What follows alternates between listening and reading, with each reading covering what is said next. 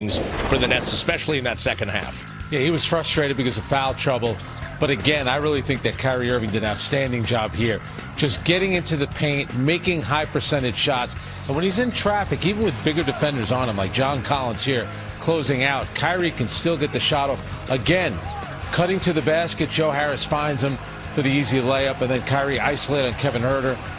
Little fadeaway, he's going to make that shot all the time. My biggest issue with Kyrie tonight, offensively, he was terrific. He just got lost a couple of times defensively. I thought that was a bit of a struggle for him. But offensively, here again, the little pump fake, gets into the paint, the little teardrop in overtime. That was a big play for the Nets. All right, so for Kyrie again, 26 points, and over his last 5, averaging 29 a game, shooting at a 54% clip from the field, and about 5 assists per game. Let's hear from Kyrie with the media post-game. Hey, Kyrie, when you reflect back on this game and what it took collectively to get the win, what jumps out at you in terms of what you're most proud of? Just our fight.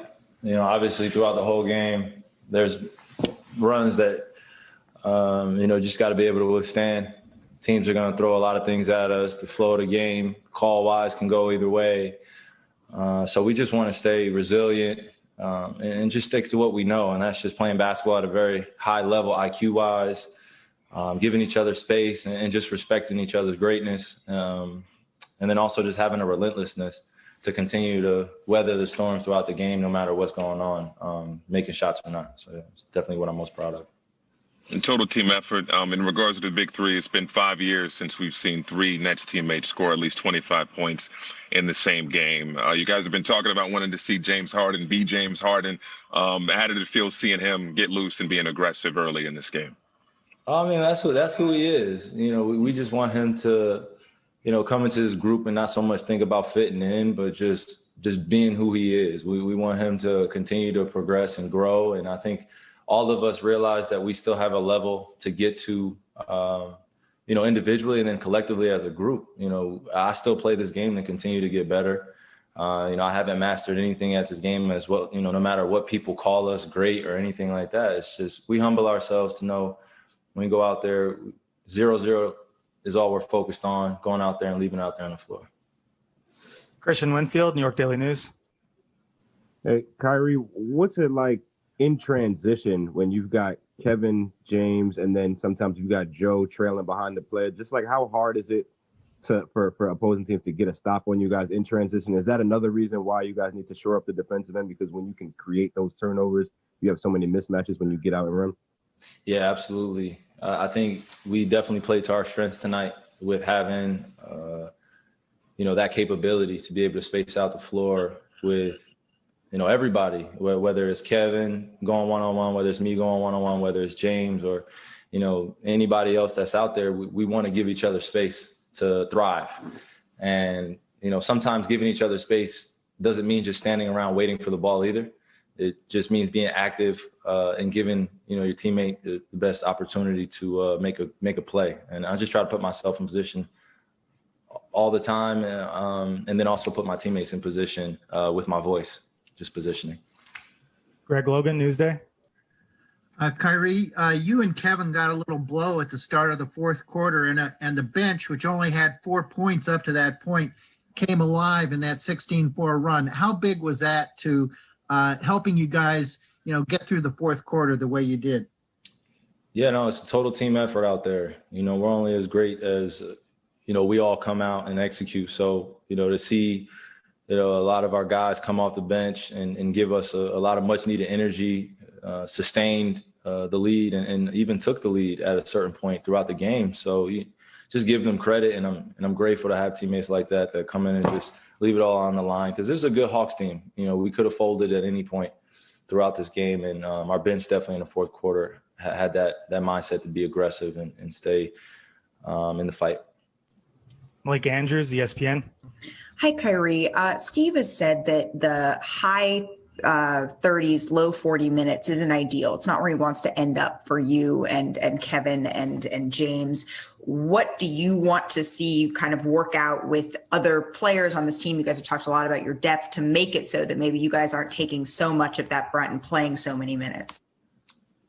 Yeah, I think Steve's just trying to find a happy balance. Obviously we have experience in terms of years in the league, but I'm heading into the prime of my career.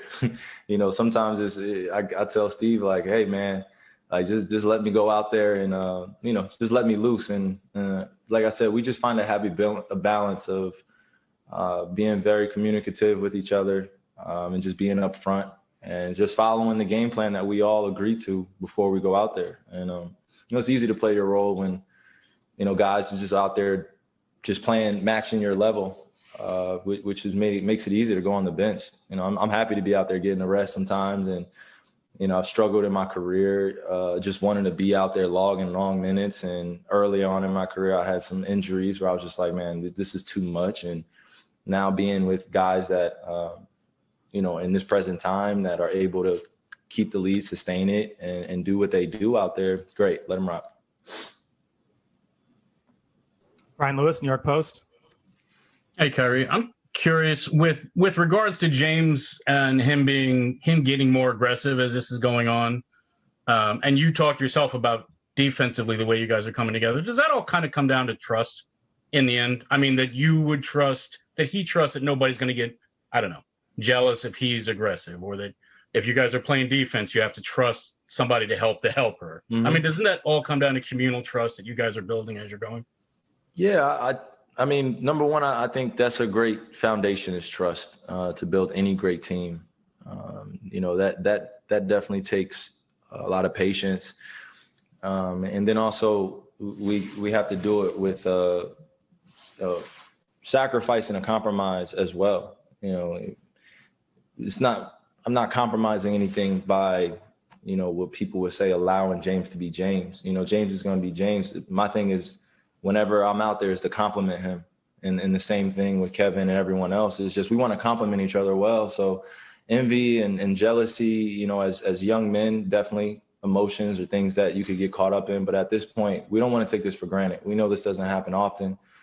Very lucky, very grateful to be playing with guys that that have this much experience and are all world players. And I could get blue in the face saying that. So we just take it one day at a time, bro. One day at a time. Really, we're human. So it's going to be days where, things go right and things don't. Last question, Bruce Beck, NBC New York. Kyrie, following up on that a little bit, you really attacked tonight, the teardrop in overtime, the shovel pass to KD. Is there more opportunity to be aggressive with defenses having to worry about two other talented scorers? Very great observation, brother. I mean, it only raises my level because there's space. There's definitely an understanding of where we all want to attack the defense and who specifically on the other team we want to attack. The end of basketball games in the NBA usually end with pick and roll and end with ISO basketball going against the weakest defender. And we just got to be able to play on both ends with that same effort, and we'll be okay. So, let's wait and see what the next 10 games hold for us. And like I mentioned before, just taking it one day at a time. Well, Frank, a lot of talk there about the shooters being aggressive, the big three. They're obviously, we know they're great players. They're clutch. Be interesting to see, because even though they scored 89 combined tonight, that they probably haven't clicked on all cylinders yet, how that manifests itself, because they can't all three shoot. But then you look at a guy like Harden tonight, 15 assists. So they got to kind of pick their spots. Yeah, but I think Kevin Durant and Kyrie Irving had no problem once James Harden joined the team and the three of them were playing together. I think it was more of a James Harden issue.